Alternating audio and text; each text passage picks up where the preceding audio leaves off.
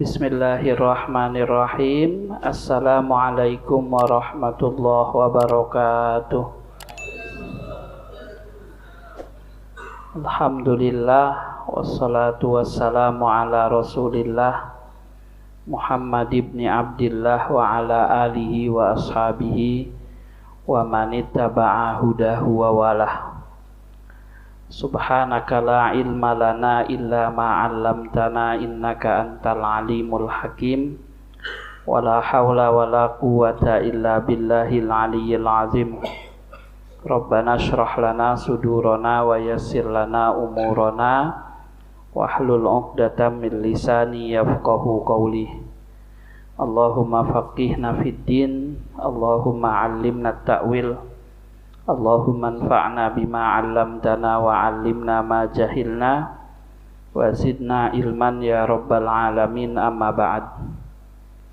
Bapak-bapak jamaah salat maghrib rahimani wa rahimakumullah ya, insyaallah malam hari ini kita akan sama-sama membahas ya, mendiskusikan, mengkaji salah satu bab fikih namanya niyabah. Niyabah itu bahasa kitanya perwakilan, seperti itu. Nah, kadang dibahasakan oleh orang-orang zaman sekarang sih badal, Pak. Padahal badal itu bukan perwakilan tapi pengganti. Nah, bedanya perwakilan kalau sama pengganti itu, kalau perwakilan itu ya, yang melakukan si A tapi atas nama si B. Tapi kalau pengganti, si A-nya berhalangan digantikan si B. Seperti itu. Sehingga tidak ada keterkaitan sama sekali para jamaah. Salah satu kitab ya, yang mendefinisikan tentang niyabah itu Hasyiah Ad-Dasuki ya, Pak. Hasyiah Ad-Dasuki itu salah satu kitab mazhab Maliki. Dijelaskan bahwa an-niyabah fil ibadah, bahwa niyabah dalam bab ibadah huwa qiyamul insan an ghairihi. Pelaksanaan seseorang atas nama orang lain. Seperti itu. Jadi seseorang melakukan sesuatu atas nama orang lain. Tapi pelaksanaannya itu bifi'lil ibadah, terkait dengan melaksanakan ibadah. Seperti itu. Nah, ibadah dalam bab niyabah ini Pak dibagi 3. Ada ibadah harta, ada ibadah badan, ada ibadah badan dan harta. Seperti itu. Kalau ibadah harta, ya seluruh ibadah harta, baik itu zakat, ataupun itu sodakoh, ataupun itu bayar kafaroh, ataupun bayar fidyah, ataupun hibah, ataupun wakaf, boleh diatasnamakan orang lain. Itu ijma Pak ulama. Baik orang lainnya itu masih hidup ataupun sudah wafat. Seperti itu. Saya kasih contoh begini para jamaah.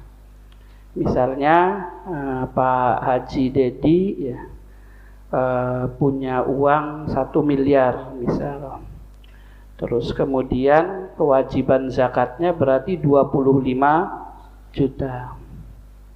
Terus kemudian Pak Rino ngomong ke Pak Haji Dedi, Pak Haji Dedi, saya punya uang nih 25 juta, gak usah dikeluarin zakatnya, saya aja yang bayar. Seperti itu, atas nama Bapak. Jadi Bapak zakatnya gak perlu dikeluar, itu boleh Pak. Seperti itu. Sebab apa? Istilahnya adalah ibadah harta.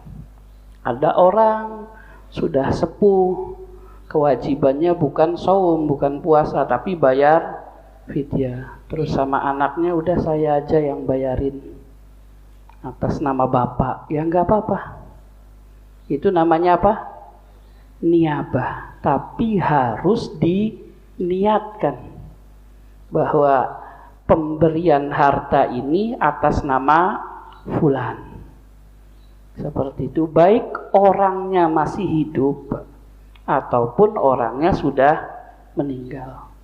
Sodakoh ke anak yatim, kata pengurus yatimnya, ini sodakoh siapa? Sebenarnya sih uang saya, tapi atas nama bapak saya, itu boleh. Namanya itu niabah. Ijma kalau kaitannya dengan pemberian harta. Seperti itu para jamaah. Nah, ini salah satu sumbernya ya Pak. Yang pertama hadis tentang Ramadan tuh para jamaah ya. Jadi Bukhari Muslim ya. Dari sahabat Nabi Abu Hurairah, ada laki-laki Pak datang ke Rasulullah terus ngomong, ya Rasul, celaka saya. Kata Rasul, kenapa? Memang saya menggauli istri saya siang-siang bulan Ramadan. Nah, masyhur kan ini seperti itu. Jadi tidak perlu diceritakan panjang ya Pak. Yang ujungnya apa?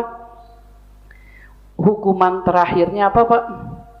Suruh kasih makan fakir miskin 60 orang. Kata orang yang tadi datang ke Rasulullah, ya Rasul, nggak sanggup. Ya Pak, nggak sanggup. Lalu duduk orangnya Pak. Rasulnya masuk. Bagaimana ini dosanya di ini? Ternyata Rasul masuk bawa sekarung kurma. Kurmanya siapa Pak? Rasulullah. Tapi Rasul menebus kafarohnya orang ini. Jadi Rasul beribadah atas nama siapa? Orang itu. Tasodak bihada, sodakohkan dengan ini untuk atas nama kamu. Seperti itu. Makanya kalau sodakoh, wakaf, bayar zakat, bayar fidyah, bayar kafaroh, nyantuni anak yatim, boleh atas nama orang lain, bukan pahalanya dikirimkan ke orang lain, bukan. Kalau pahala enggak tahu ada pahalanya atau enggak kan, bisa diterima bisa enggak, tapi ibadah itu atas nama orang. Seperti itu. Nah, ini yang hidup para jamaah. Yang wafatnya itu hadis riwayat Bukhari dari Aisyah. Ada laki-laki nanya ke Rasul, ya Rasul, ibu saya sudah wafat.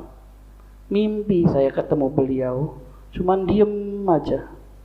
Kalau ngomong kayaknya dia pengen sodakoh ya Rasul. Seperti itu. Mimpinya disampaikan ke Rasulullah. Ditanya, ya Rasul, kalau saya sodakoh atas nama ibu saya yang sudah wafat, gimana? Jawab Rasul bagaimana? Naam, iya.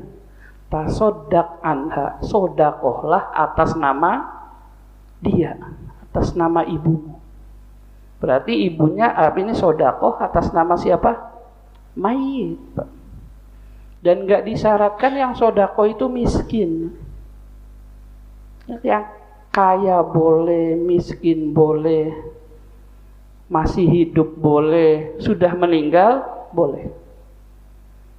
Seperti itu, asal ibadahnya ibadah harta dan nggak harus ada hubungan keluarga. Seperti itu. Pak Ustadz, ya kayak gitu. Ini saya punya uang 100 juta mau bangun masjid atas nama Pak Ustadz ya. Kayak gitu Pak. Berarti yang bangun siapa? Ustadznya. Lalu yang punya uang 100 juta itu dapat apa? Dapat pahala hibah. Seperti itu. Bukan pahala membangun masjid. Walaupun tanpa hubungan. Para jamaah, seperti itu. Baik. Selanjutnya ya Pak, ibadah badan. Cuman kalau ibadah badan, ada yang kemudian masih hidup orangnya, ada yang sudah meninggal, yang diwakilkannya. Seperti itu. Kalau masih hidup, Pak, itu sepakat seluruh ulama enggak boleh ibadah badan itu diwakilkan. Saya kasih contoh gini misalnya. Saya lagi malas banget nih sholat, nitip ya. Nanti saya bayar. Seperti itu. Jadi Bapak sholatnya 2 kali. Sholat pertama sendiri, sholat kedua atas nama saya. Pulang datang deh, saya kasih 100.000. Nah itu nggak boleh, Pak. Seperti itu. Puasa lagi malas banget. Saya makan aja deh, kamu puasain atau puasanya atas nama saya ya, saya bayar. Itu nggak boleh. Sebab ibadah badan itu tanggung jawab masing-masing. Sehingga lihat Pak, sholat. Kalau tidak mampu berdiri, duduk. Kalau nggak mampu duduk, tiduran. Nggak mampu tiduran, terserah. Terserah nggak mampu disolati. Itu sholat kan? Seperti itu. Tidak boleh digantikan orang lain. Saum, puasa. Ya, Pak, nggak mampu puasa, dikodo. Nggak mampu kodonya dari awal, bayar fidyah. Kayak kakek nenek. Seperti itu. Maka kemudian puasanya selama masih hidup nggak boleh digantikan saudaranya. Kenapa? Ibadah badan. Seperti itu. Jadi selama ibadahnya itu nggak modal, cuman modal tenaga, maka tidak boleh digantikan oleh orang lain. Seperti itu. Baik, selama masih hidup. Sebab kalau tidak mampu, alternatifnya ada semuanya kalau ibadah badan. Sumbernya adalah surah An-Najm ayat 39. Wa al-laisa lil insani illa ma sa'a. Jadi hidup di dunia ini manusia akan mempertanggungjawabkan seluruh yang dia lakukan. Yang dia lakukan itu berarti ibadah badan karena mengerjakan, bukan yang dia berikan. Seperti itu. Maka ibadah badan sepakat seluruh ulama tidak boleh digantikan. Nitip nggak boleh, Pak. Tapi badal boleh. Misalnya khutbah nggak sanggup digantikan orang lain, tapi bukan atas nama khutbahnya orang lain, para jamaah. Asal bukan ibadah wajib. Khutbah kan ibadah badan, ceramah. Maaf ya nggak bisa hadir. Itu anak saya yang gantiin. Namanya apa? Badal, bukan niabah. Tapi kalau niabah nggak boleh. Seperti itu. Niabah itu orang lain yang melakukan atas nama dia. Kalau nggantiin, dia menggantikan total, bukan atas nama penggantinya. Seperti itu. Makanya Pak, wakil presiden itu bahasa Arabnya naibur rois, bukan badalur rois. Sebab wakil presiden itu bukan menggantikan presiden, tapi wakil presiden itu mengatasnamakan presiden kalau presidennya berhalangan. Seperti itu. Itu posisi niabah. Baik para jamaah. Nah, kalau yang untuk orang wafat, Pak, baru ada perbedaan pendapat ulama. Imam Abu Hanifah, Imam Malik, ibadah badan, sholat, puasa untuk orang wafat itu tidak boleh. Seperti itu. Jadi tidak ada sholat, tidak ada puasa atas nama almarhum. Seperti itu mazhabnya siapa? Imam Malik sama Imam Abu Hanifah. Alasannya hadis riwayat An-Nasa'i dari Ibnu Abbas. Ibnu Abbas berkata, jadi pernyataan Ibnu Abbas, la yusolli ahadun an ahad. Seseorang tidak boleh ibadah mengatasnamakan orang lain. Sholat mengatasnamakan orang lain. Juga tidak boleh berpuasa atas nama orang lain. Nah, ini umum saat hidup ataupun sudah wafat, semacam itu. Baik. Nah, di mazhab Syafi'i Pak, dibedain mana sholat, mana puasa. Seperti itu. Jadi ada orang yang kewajibannya puasa, para jamaah. Contoh kewajibannya puasa tuh gini. Dia pas Ramadan, ya, Safar, terus enggak puasa. Syawal, Qadha enggak, nantilah gampang sampai Sya'ban ini. Ditunda-tunda. Semacam itu. Tiba-tiba belum mengqadha saum Ramadannya, meninggal duluan. Berarti dia punya utang apa? Puasa. Padahal kesempatan bayarnya ada. Seperti itu. Maka orang yang hutang puasa, kesempatan bayarnya ada, kodoknya, tapi tidak dilaksanakan, itu bukan diganti fidyah, tapi harus ada yang bertanggung jawab berpuasa atas nama yang meninggal ini. Itu di madhab Imam Asy-Syafi'i, seperti itu. Sebab apa? Ya, kalau alasan logikanya, puasa itu ada yang kemudian ditambal, digantikan lewat jalur apa? Harta, yaitu apa? Kafaroh sama fidyah. Seperti itu. Enggak sanggup puasa 2 bulan berturut-turut, gantinya apa? Kasih makan fakir miskin, itu memberikan harta. Enggak sanggup qadha, gantinya membayar fidyah. Nah, kalau sumber dalilnya Pak, hadis riwayat Bukhari Muslim dari Aisyah. Ya, Rasulullah bersabda, man siapa mata yang wafat, yang meninggal, wa alaihi siyam, terus punya kewajiban puasa, punya hutang puasa. Nah, di sini umum, mau puasa Ramadan ataupun puasa nazar.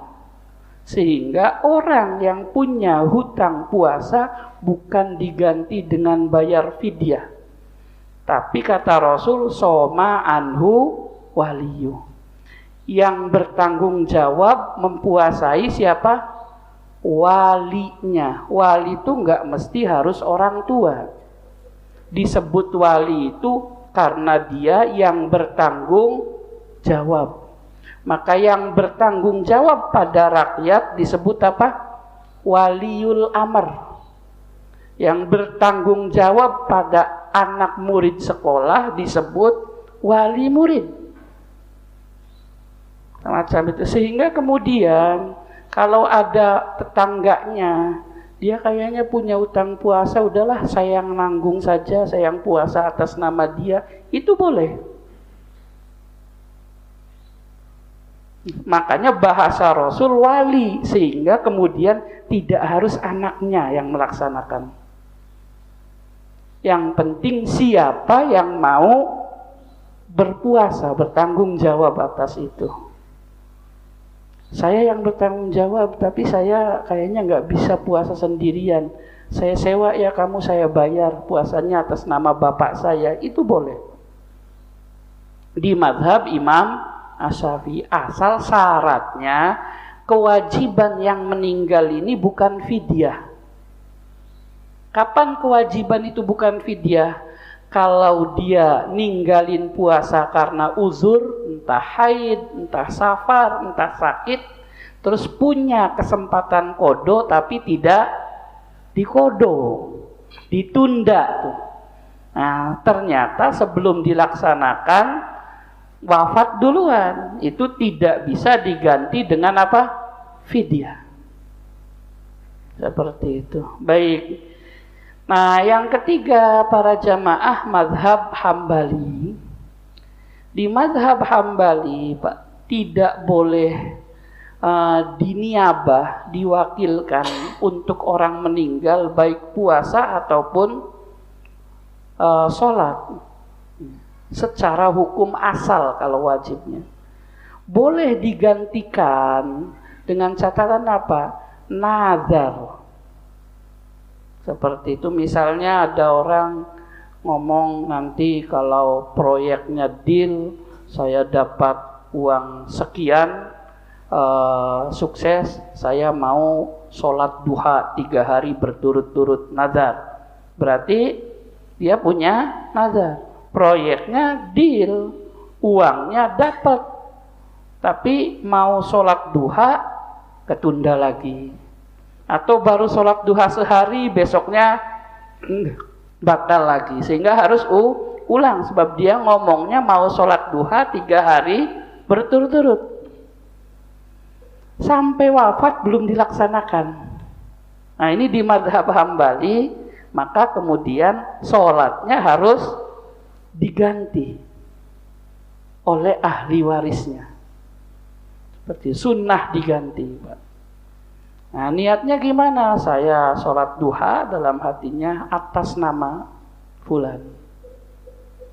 Seperti itu ya, kayak haji lah. Haji itu kan labbaika hajan an fulan gitu. Saya niat berhaji memenuhi panggilanmu ya Allah atas nama fulan, seperti itu namanya pengganti. Begitupun saum. Kalau nazarnya nadar puasa, maka tidak boleh kemudian diganti dengan fidyah, harus dibayar di madhab Imam Ahmad bin Hambal. Nah, sumbernya adalah hadis Bukhari Muslim ya Pak, tentang puasa. Ada perempuan datang ke Rasulullah Shallallahu Alaihi Wasallam, lalu perempuan itu berkata, ya Rasul, ibu saya wafat, dia punya hutang puasa nazar, boleh enggak saya puasa atas nama dia? Kata si perempuan tersebut. Terus Rasul kasih jawaban analogi, Pak. Kalau ibumu punya utang, terus kamu bayarin atas nama ibumu, lunas enggak? Itu jawaban Rasulullah. Perempuan itu ngomong, lunas ya Rasul. Ya sudah, maka puasakanlah atas nama ibumu, biar ngelunasin utang nazar ibumu. Nah ini di mazhab Hambali berlaku untuk puasa dan sholat, ibadah badan. Baik. Nah, para jamaah rahimani wa rahimakumullah. Yang ketiga, ibadah badan sama ibadah harta. Isinya para jamaah haji dan umroh. Ibadah haji dan umroh itu ada ibadah badannya ya Pak. Ya sa'i, ya tawaf. Ya, kalau haji ada wukuf, ada mabit, ada ibadah hartanya, ongkosnya, bekalnya, seperti itu, kendaraannya. Sehingga kemudian ibadah haji dan ibadah umroh itu ngitungnya dua, ya badannya ibadah, yang luarin harta. Seperti itu. Lah sholat juga kan harus perlu listrik, enggak Pak? Sholat enggak perlu listrik. Perlu masjid, tidak wajib sholat di masjid itu. Ya. Asal ada bumi Allah suci, sholat bisa. Seperti itu. Kalau puasa butuh makan buat buka. Ya kalau makan mah nggak puasa juga makan. Seperti itu. Berarti puasa nggak butuh modal. Tapi haji butuh modal. Seperti itu, modal kendaraan, modal perbekalan, karena dia ninggalin beberapa hari aktivitas, fokus di ibadah haji. Seperti itu. Nah, haji yang pertama Pak, niabah haji atas nama orang hidup. Maka jumhur ulama selain mazhab Imam Malik ya Pak, 3 mazhab boleh dengan 2 syarat. Syarat pertama, orang yang diniabah, yang diwakilkan itu sudah secara logika kayak tidak mungkin untuk melaksanakan ibadah haji. Entah faktor kesehatan, entah faktor keamanan, entah faktor ya macam-macam lah. Tapi kelihatannya secara pandangan orang, ini orang sudah tidak mungkin berangkat ke Mekah untuk melaksanakan ibadah haji. Itu syarat pertama. Misalnya sudah tua banget atau sudah sakit-sakitan, seperti itu. Masih hidup orangnya. Nah, yang kedua, yang meniabah. Ya, Pak, bukan membadalkan. Kalau membadalin mengganti porsi. Yang meniabah, ya Pak. Yang mengatasnamakan dia, yang melaksanakannya itu harus sudah pernah melaksanakan haji. Dan ini terjadi Pak di zaman Rasulullah Sallallahu Alaihi Wasallam. Yang pertama, para jamaah rahimani wa rahimakumullah, ya, hadis riwayat Bukhari Muslim dari Ibnu Abbas. Kata Ibnu Abbas, ada perempuan ya, dari Khas'am itu bertanya ke Rasulullah saat haji wada. Saat itu Rasul lagi dibonceng sama saudaranya Ibnu Abbas, Al-Fadl bin Abbas. Terus kemudian apa nanyanya perempuan itu? Ya Rasul, ketika Allah mewajibkan haji, bapak saya tua sudah, gak mungkin beribadah haji karena gak sanggup naik kendaraan. Perjalanan jauh tuh gak sanggup ya Rasul. Boleh enggak, masih hidup bapak sayanya, boleh enggak ya Rasulullah saya berhaji atas nama dia, masih hidup ini Pak. Kata Rasul, na'am hujji an abika, hajikan atas nama bapakmu, seperti itu. Nah ini berarti gantiin lagi bahasannya, mengatasnamakan haji atas nama orang yang masih hidup. Syarat yang kedua ada di hadis riwayat Abu Dawud dari Ibnu Abbas. Rasulullah lagi haji, ya Pak. Tiba-tiba ada salah satu sahabat Nabi yang hajinya labbaika an syubrumah. Aku penuhi panggilanmu ya Allah, tapi bukan atas namaku ya Allah, atas nama Syubrumah. Seperti itu. Nah, maka Rasul nanya, siapa itu Syubrumah? Seperti itu. Ya Rasul, saudara saya atau kerabat saya. Lalu Rasul nanya, hajjata an nafsik, kamu sudah haji? Belum ya Rasulullah. Lalu Rasul bersabda, hujja an nafsik summa hujja an syubrumah. Kamu berhaji dulu untuk dirimu, baru haji atas nama Syubrumah. Maka syaratnya dua. Satu, tidak mungkin berangkat haji, melaksanakan haji. Yang kedua, yang menjadi naibnya, yang meniabah harus sudah pernah berhaji. Imam Malik nggak setuju, Pak. Mazhab Imam Malik itu haji untuk orang yang hidup itu tidak boleh diniabah. Alasannya apa? Kalau dia nggak sanggup haji berarti tidak mampu. Kalau tidak mampu nggak wajib. Ngapain maksain diniabah? Ayatnya jelas, walillahi 'alan nasi hijjul baiti man istata'a ilaihi sabila. Kewajiban haji itu buat yang mampu. Kalau sudah sakit-sakitan nggak mampu, uangnya banyak, yang nggak perlu maksa-maksa, berarti tandanya tidak mampu. Sebab syarat haji itu bukan kaya, tapi mampu. Nah, dia uangnya mampu, tapi fisiknya nggak mampu. Ada lagi Pak, yang uangnya mampu, fisiknya mampu, tapi perjalanannya nggak mampu. Gara-gara lewatin daerah perang. Kalau maksain bisa bunuh diri, seperti itu. Nah, maka itu tidak mampu dalam apa? Perjalanannya.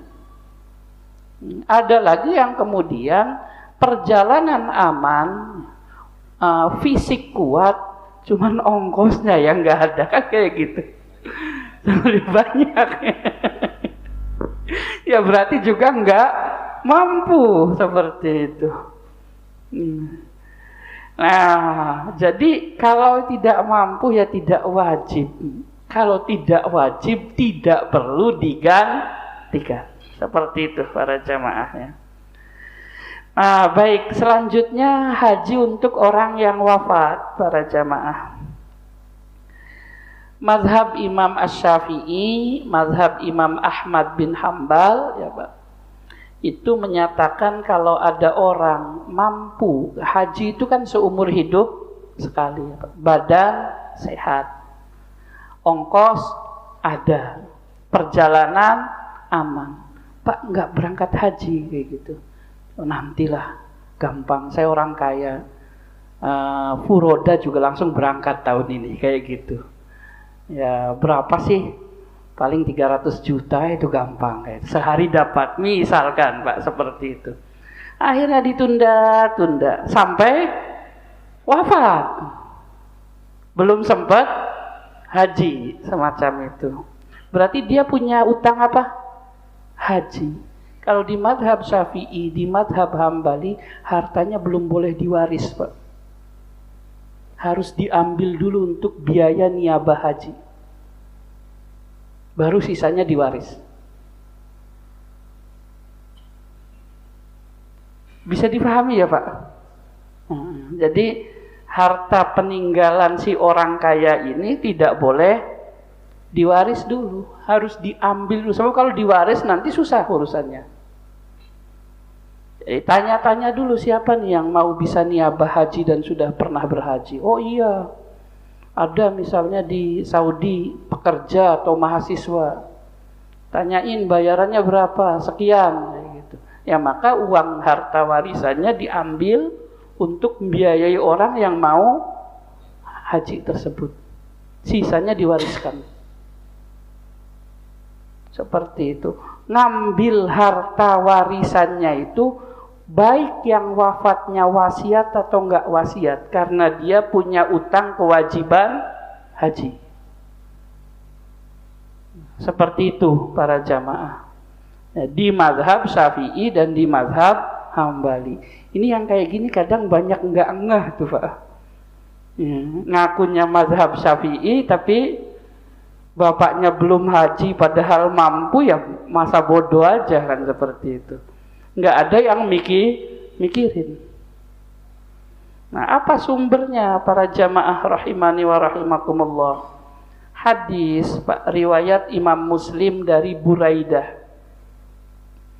Ya, kata Buraidah, satu hari saya duduk di samping Rasul, tiba-tiba datang perempuan ke Rasulullah. Ini ceritanya hadisnya perempuan terus ya Pak yang datang ke Rasul. Rajin ngaji Pak berarti Pak. Terus ngomong seperti itu. Ini tasaddaqtu ala ummi bijariyah. Ya Rasul, saya punya budak perempuan. Saya kasih ke ibu saya. Bu, ini budak buat ibu saja, buat bantu-bantu ibu. Seperti itu. Nah sekarang budak yang saya kasihkan ke ibu saya sodakohkan itu, ibu sayanya wafat. Kalau budak kan diwaris Pak. Sehingga kalau ibunya wafat, budak itu kembali ke dirinya. Sehingga dia nanya, kok balik lagi ke saya? Jangan-jangan gak ada pahalanya. Kurang lebihnya kayak gitu. Jadi sudah dia sodakoh untuk ibunya wafat, jadi harta waris. Ditanyaan ke Rasulullah, kata Rasul, wajaba ajruka wa radduha alaikal miros. Tenang saja, ada pahala sodakohnya. Dan itu jadi milikmu sebagai harta waris. Jadi untung tuh Pak. Seperti itu. Udah dapat pahala, balik lagi. Seperti itu. Nah terus yang kedua nanya lagi. Tambah semangat mungkin nanyanya Pak. Karena untung kan. Rasul, ibu saya punya utang puasa 1 bulan. Seperti ini juga umum. Ini yang kemudian kalau disambung-sambungin ya kaitannya dengan puasa tadi. Saya boleh enggak ya Rasul puasa atas nama ibu saya? Kata Rasul, sumi anha. Berarti ini dia punya kewajiban puasa belum Kodo. Kata Rasul, kodokan puasanya. Terakhir nanyanya haji. Ibu saya juga punya kewajiban haji, tapi sampai wafat belum haji.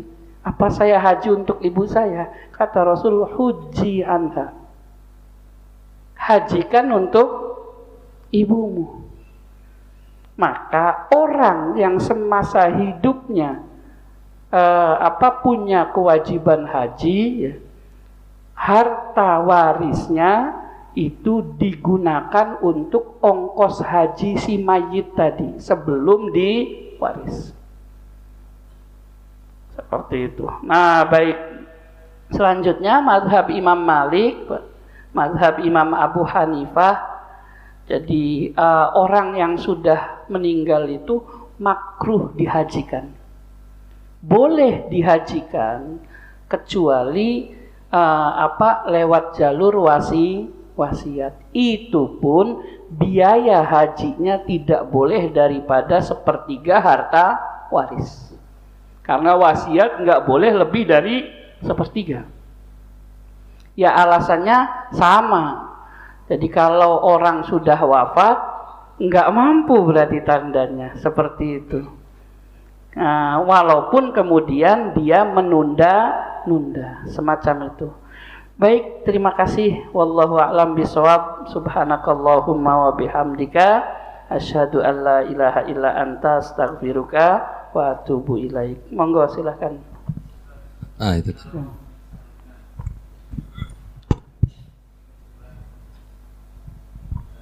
Semasa hidupnya adik saya itu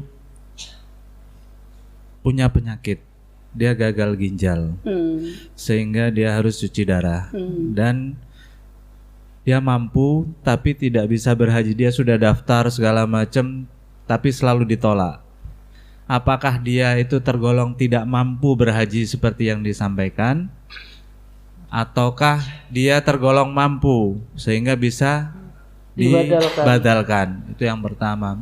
Terus yang kedua, kalau misalkan harta ada, ternyata haji kan nunggu sekian lama, itu termasuk kategori tidak mampu pergi, ataukah dia mampu bisa pergi gitu? Ya, itu. Terima kasih. Baik. Yang pertama ya, kemampuan itu 3 para jamaah ya. 1 yang tadi disebutkan kemampuan fisik, 2 kemampuan ongkos, 3 kemampuan keamanan. Kalau 3 ini terpenuhi, maka dia kategori mampu. Tapi kalau fisiknya tidak mampu, berarti kategori tidak mampu wajib. Seperti itu. Nah, yang perlu difahami, Pak, tidak mampu berangkat haji semasa hidup itu bukan berarti tidak boleh diniabah. Kalau yang mampu wajib diniabah. Tapi kalau tidak mampu boleh diniabah. Seperti itu. Misalnya orang tuanya miskin, nggak mampu berangkat haji. Setelah wafat Allah muliakan anaknya. Seperti itu. Nah, maka kemudian anaknya tahun ini berangkat haji untuk dirinya, tahun depan berangkat lagi untuk bapaknya, tahun depannya lagi berangkat untuk ibunya, misalnya seperti itu boleh. Bukan tidak boleh, tapi tidak wajib. Karena aslinya kedua orang tuanya tidak mampu. Nah, kenapa mazhab Imam Malik sama Imam Abu Hanifah itu memakruhkan? Karena akan merugikan ahli waris. Makanya kemudian boleh asal lewat jalur wasiat, itu pun tidak boleh dari 1/3. Tapi kalau anaknya sendiri, ini mah bukan dari harta waris, saya sendiri yang mau menghajikan, ya maka silakan. Seperti itu. Baik, itu yang pertama ya Pak Haji. Yang kedua, para jamaah yang ikut antrian itu tergantung mazhab. Kalau ikut mazhab Imam Syafi'i, Imam Ahmad ya Pak, maka yang sudah nunggu antrian wafat wajib diniabah. Sebab biaya niabah lebih murah daripada biaya hajinya, Pak. Seperti itu. Ya, kata orang-orang travel, nggak tahu tapi zaman sekarang ya, Pak. Zaman dulu saya pernah nanya ketika haji masih sekitar 35-an itu, niabah itu cuma 3 juta, Pak. Ya, mahasiswa-mahasiswa yang kerja itu di sana. Seperti itu. Maka kemudian kalau ikut mazhab Imam Syafi'i, Imam Ahmad, niabahnya jadi wajib karena dia sudah ikut antrian.